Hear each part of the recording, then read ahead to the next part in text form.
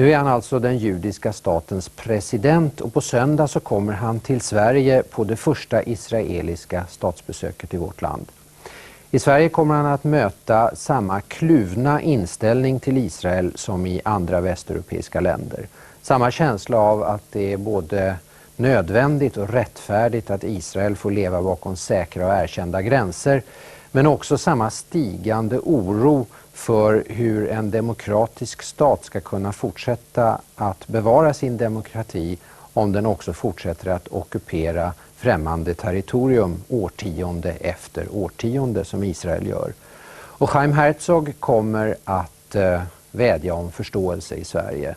För han är en skicklig talesman för sitt land, denne gamle soldat och diplomat och politiker som nu som statschef förväntas stå över partipolitiken.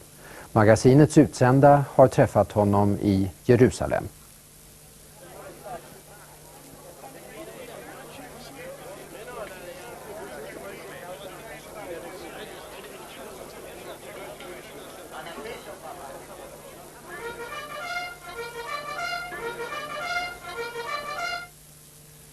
Presidenten och hans män i Jerusalem.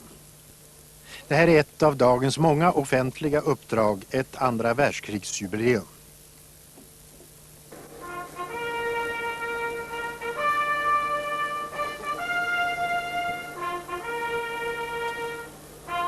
Här är han mitt ibland dem som liksom han själv slogs mot Hitler-Tyskland.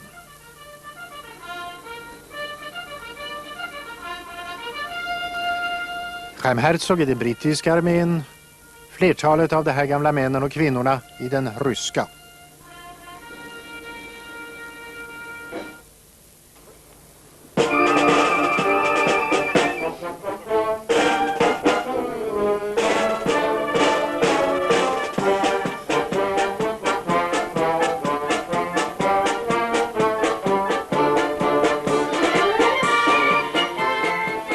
Det har blivit många krig sedan dess, men nu vid 71 års ålder är Chaim Herzog full av tillförsikt inför framtiden. Over and all and above all, we are advancing towards peace. It's a conflict that's lasted almost 100 years. It took us 30 years to reach an agreement with Egypt. It'll take us time to reach an agreement with the others, but I'm quite sure that we will. We will reach it and we will have peace here. Dagen har blivit natt i Jerusalem. Davidsstjärnan blossar på Knesset, parlamentsbyggnaden. Då är detta mörker likt kollegan kalifen i Bagdad i sagornas tusen och en natt vandrar Chaim Herzog ut på Jerusalems gator. Men alltid med en vaksam säkerhetsman vid sin sida som skydd mot allt för oönskade möten. Good evening, Mr. President. We see more of each other coming day, but can you walk a little slower because it's not so easy to talk otherwise. Yeah. What should I ask you? You'll feel safe walking the streets of Jerusalem during the night? Of course. Or perhaps even safer than in the Belfast of your childhood. Well, that I don't remember because I was 9 months old when we left. Yes. And my memory isn't as good as that. But I feel as safe as certainly in any town in the United States. We lived in the past when I was ambassador of the UN in New York, and my children could not go out in the streets at night, and here there's no problem. And But what's on your mind on one of these walks? You appreciate walking about like this, huh? First of all, I believe in exercise, especially in a job such as this, and I believe in discipline, and I swim every morning. And I walk a great deal. I play golf whenever I can get away. In other words, I sail. I do my best to keep fit. Now this time of the night with your reflective mood. Yeah. Would you, perhaps you could, what do you think about the future of Israel as you see it? I mean, you are a living history in a way because your story is parallel to the history of Israel. Yes, in a way, it's not. I wouldn't say that I'm a part of the living history. It's a bit exaggerated, but I think that first of all, when you discount a great deal of what is published abroad in Israel, which bears very little about Israel, which bears very little relation to the facts, and you look at the situation as it is, you must come to the conclusion that while we have problems, very serious problems, but we have a great future as well. And I think we're going in the right direction. It's true, we have a lot of problems. It's a great deal of problems. I think we move over here. You have a couple of years left in the presidency. And Three then, more years. And then what? You're back to writing? Yes, I've written a great deal in my life, and I enjoy writing very well. And it's always good to do at what you anything that you've been successful at. And so far, touch wood, I have been successful in writing, and I've basically enjoyed myself. I'm one of those people who enjoys what he does, and doesn't regret that some phase has passed. And basically, I get a kick out of life. I really enjoy doing what I do. You don't mind talking about yourself? I don't want to talk too much about myself because, as I say, one is not objective, and it's really not fair because one can't give an accurate picture of oneself. I can't, certainly. I'll be honest enough to say that. Let's see. It comes out through the typewriter, perhaps. It may do. It may certainly ultimately do. Yes, I have not written a biography, but an autobiography, but it certainly may come out through the typewriter, yes.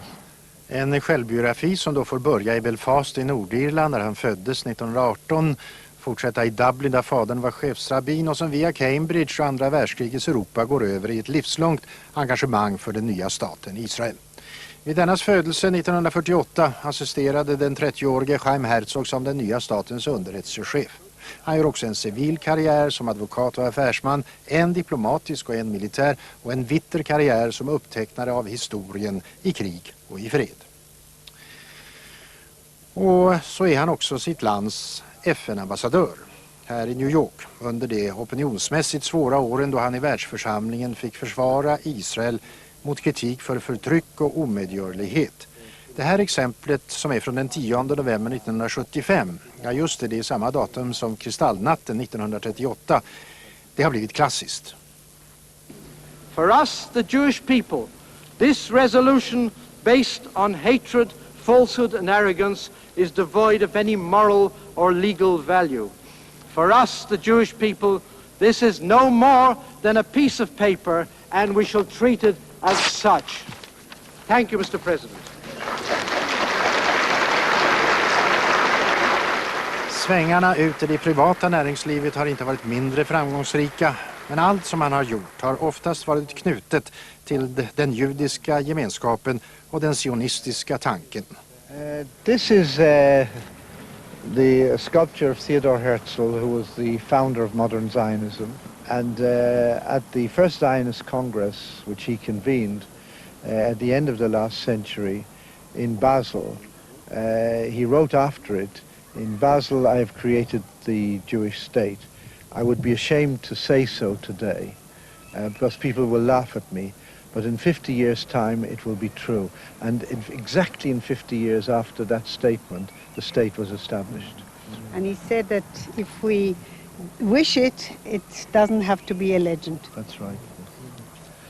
And the stone, it's placed on the bust. The stone is a stone from the temple, a period of 2,000 years ago, which was destroyed by the Romans then. It's from underneath the Wailing Wall.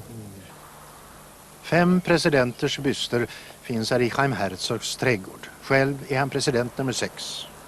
Mrs. Herzog, I asked your husband just the other night what kind of a man he is. How would he characterize himself? And he said, "You have to ask my wife." Now you have. Oh, that's not fair on camera. Well, that's no, not that's exactly. Not, Say something nice. of course. I think my husband is modest, but I think he has. He's answering the present hours, the difficulties of present hours, because he's a man who has great courage. I think that's mainly a man who has his convictions and has courage, and is very knows how to impart his thoughts to the public. And I think that's the greatness of it. Thank you very much. You ought to record that and we'll sign her up on it. No, not for the camera. My husband should be here. I created the colonnade, I want you to know. Yes. Good. Well, it's a lovely place. Do you enjoy gardening? want to walk, what? You're not the garden. You've been Yes, to the yeah, outside. we'll go to the garden. The outside's very lovely. But nowadays, you don't do any work of your own here, I suppose. But you have a house in Oslia. Yes, Fine. that's later. On fire, yes. Bye. See Bye. you tonight then. So, well, it's a huge garden. For Jerusalem, it was going to be much bigger. It was going to be outside the town where the Supreme Court, near the Knesset. Yes. But President Shazar, who was then president, said that a president must live among his people, not be outside.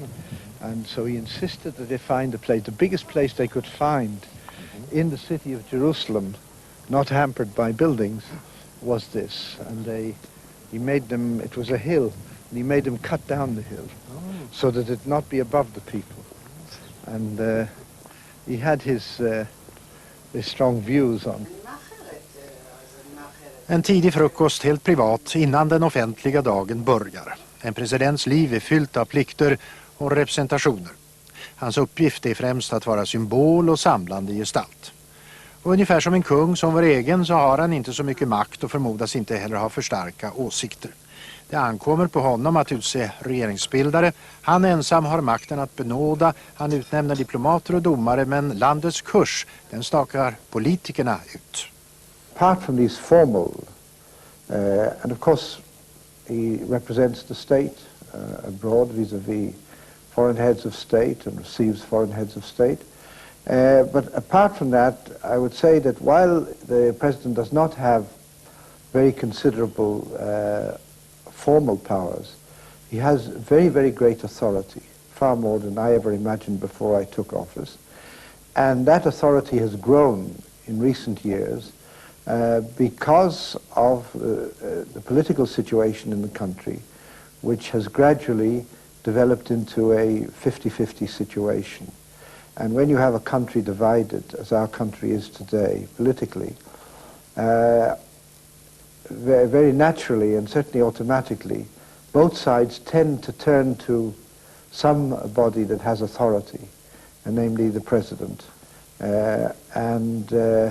Thus, certainly in the period that I've been in the presidency, namely the past 7 years, which is the period in which this has happened, the authority, as opposed to the powers of the presidency, has grown far beyond what anybody ever imagined it would grow. Klart är att han gärna skulle ha mer att säga till om för att kunna sätta press på de israeliska politikerna här i Knesset i en demokrati som ibland mera liknar parodi i kaos. Kriserna kommer och går, precis som partiledarna vandrar fram och tillbaks mellan parlamentet och presidentpalatset, och landet mår inte bra av detta vankelmod. Och på andra sidan gatan mitt emot presidentpalatset har rörelsen för en reformering av valsystemet slagit upp sitt campingtält.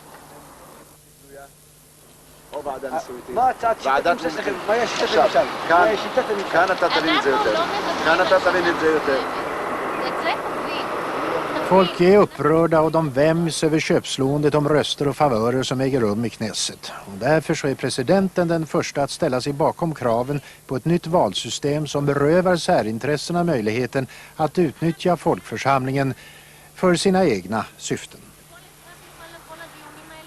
What really basically faces us after all the examination and heart searching that's been done is the possibility of one of two systems. Either moving to a presidential system similar to the French system, which works extremely well, or adopting something similar to the German system. And the general tendency is in favor of the German system, which is 50% elected by constituencies, 50% by central list and proportional representation on the basis of the results in the constituencies, a threshold of, a minimum threshold of 5%, which would be absolutely vital, and also the fact that you cannot bring down a government by a vote of no confidence unless at the same time you create a new government. The Parliament creates at the same time a new government. All of this seems to me to be adapted more or less, adaptable certainly more or less to the Israeli situation. Now, being a former politician and a member of the Labour Party, and now I understand you're supposed to be... I'm above politics now. You're above politics. Yes. You should be neutral. But how is it possible? You must certainly still share the platform of Labour. No, I'm above politics, and I do my best to remain above politics. And I think I've on many, many occasions revealed my complete independence of the political system. It frequently annoys one side, and then it annoys the other side. And all I say is that as long as both sides more or less equally disagree with some things that I do, then I'm moving in the right direction, namely down the center of the road. Listan över Israels problem är lång och det demokratiska kaoset här i Knesset ter sig litet kanske vid sidan om det palestinska upproret som Chaim Herzog vill förringa som så många andra israeler men som alltjämt kräver praktiskt taget dagliga dödsoffer. Och så har man invandringen av sovjetiska judar som kan nå upp till 150 000 i år. Det är en enorm ekonomisk belastning. Och så det alltid närvarande krigshotet och en ekonomi på krigsfot som drar resurser och ställer prioriteringar på huvudet i ett land vars 4,5 miljoner invånare just nu står mitt uppe i en ekonomisk stagnation. En stagnation där också bosättningarna skapar en mängd nya problem. Och där till och från också religiösa motsättningar skapar konflikter som inte kan lösas med rationella argument från 20:e århundradet.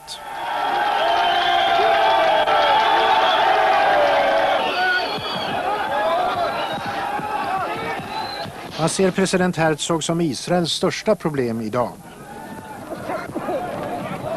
The whole question of the absorption of the large numbers of immigrants who are arriving now from the Soviet Union and other countries like Ethiopia, South America, and so forth.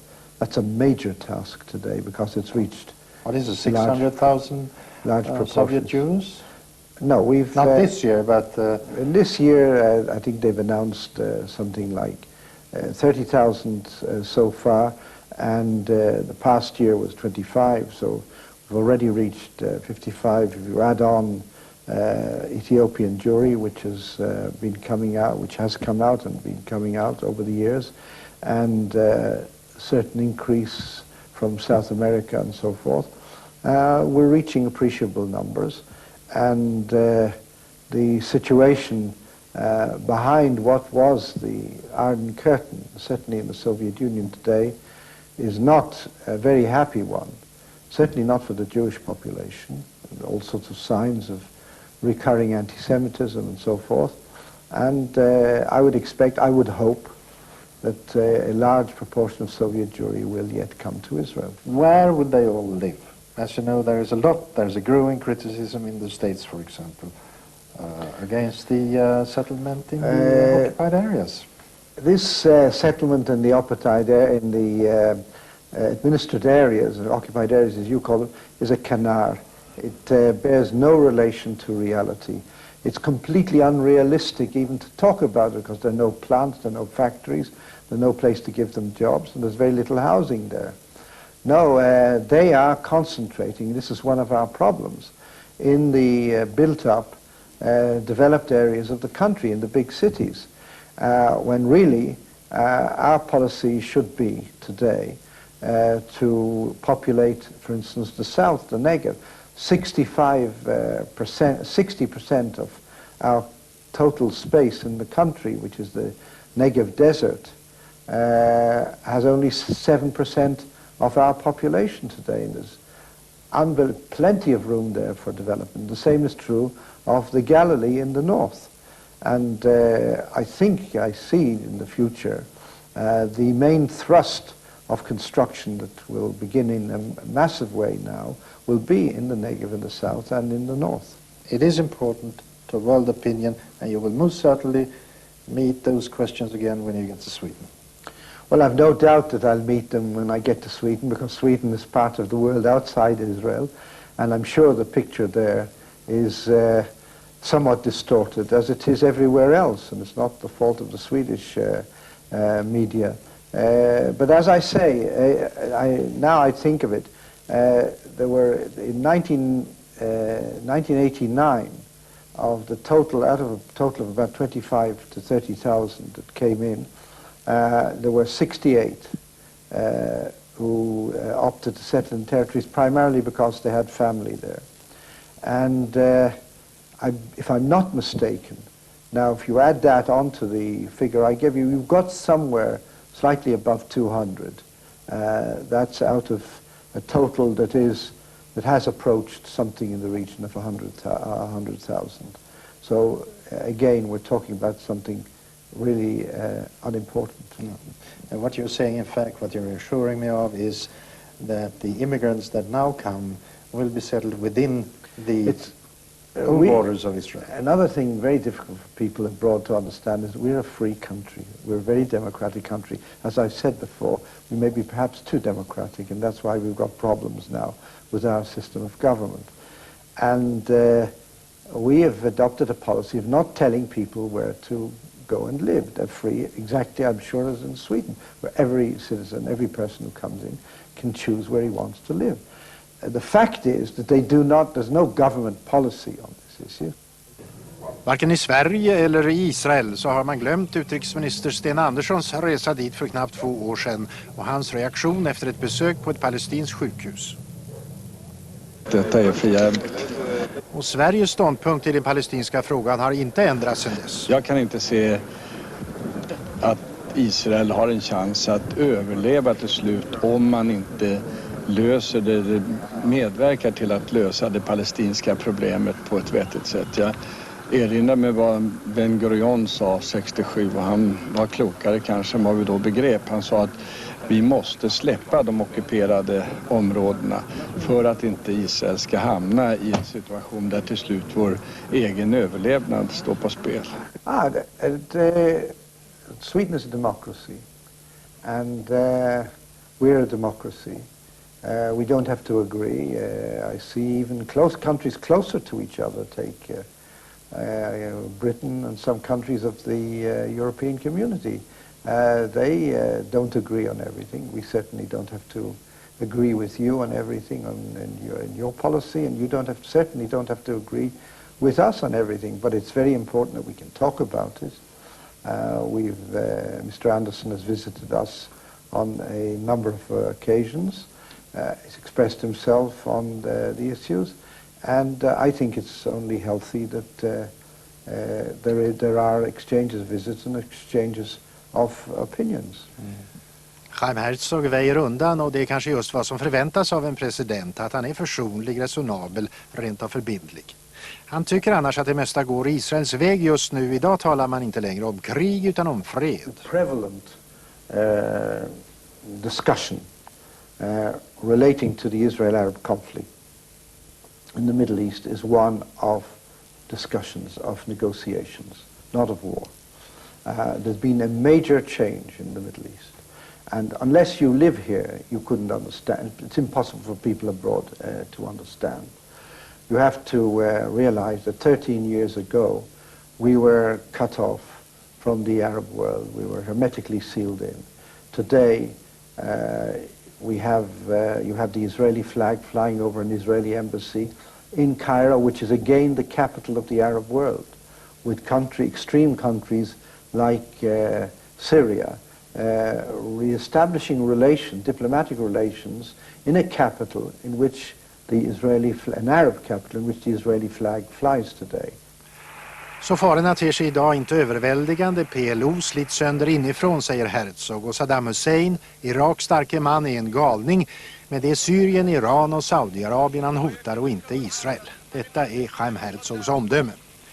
Och Herzog har lärt sig att tolka hotbilder under ett liv och en karriär som dock, kan man konstatera, faktiskt kunde ha fått ett helt annat förlopp. And I've always had this secret ambition to write a novel. I even began one at one stage. When you were young, or? No, not so long ago, about 20 years ago, I began a novel. I also, at one stage, together with a friend of mine, an important journalist in the country, we began writing jointly a thriller, but I don't know, somehow or other I just don't have the time to sit down and do these things seriously. A thriller So, built on your time? Built on this period. It was connected with things going on in the Middle East. Well, I was chief of intelligence. No, but I suppose it had an effect, I'm sure, yes. Well, you had an insight, Yes, which was yes. More than most people could say. Yes, yeah. So you could have been the Le Carré of Israel. Well, I enjoy Le Carré very, very much indeed. And I can certainly confirm that he's an expert, that he really understands the subject he's writing about, yes. But it's a changing world, and I suppose that there's not very much for Le Carré to write about. I mean, after, I don't everything know. is changing There's there in Europe. A lot of monkey business going on still in the Middle East and in various parts of the Americas. I would say in Southeast Asia, I think there's still something. I would say that the taste has been taken out of the East-West confrontation now by what's happened in Europe from the point of view of thrillers or spy stories. But it's probably better that way than having the Cold War.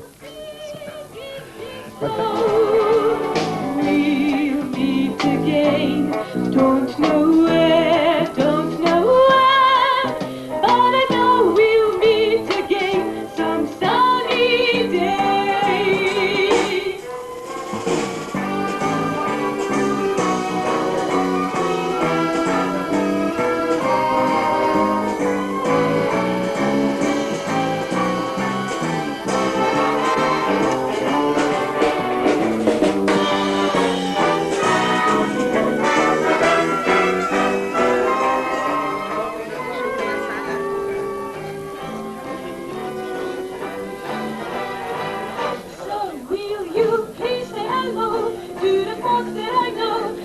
I would be alone.